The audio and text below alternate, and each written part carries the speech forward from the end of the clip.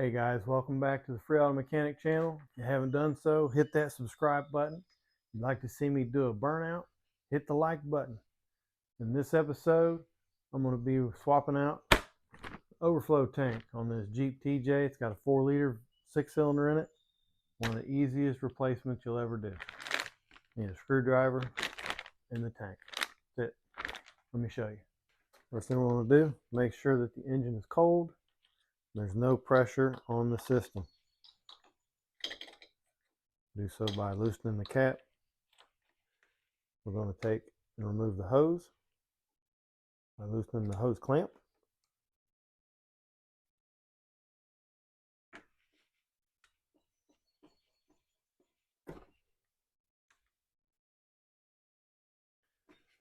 Now if you try to lift up on the tank, it doesn't want to move. However, if you can get a pry bar or a screwdriver right underneath here, put a little pressure,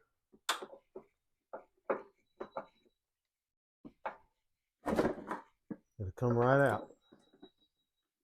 We'll lift this up and remove it. As you can see, this is the reason I'm replacing mine. It had fallen forward and rubbed on the pulley and put a little hole in there. Tried to seal it up and it still just had a little leak where it just wouldn't seal. So we're going to take care of that. Now I purchased a brand new one of these. If you'd like one for yourself, I got a link down in the description.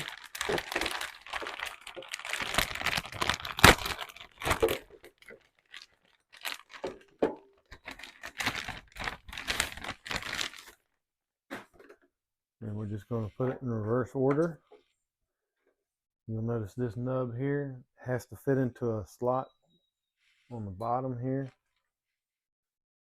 If you can see down in there, but you want to put it in first, just like that.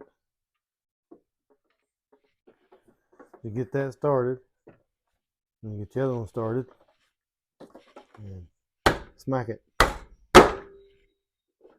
Locked into place. That's it. Now we'll just reconnect our hose.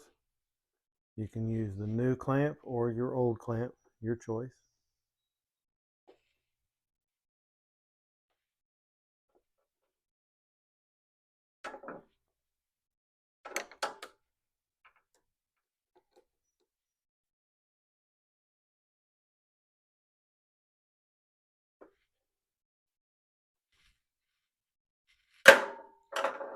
That's all there is to that.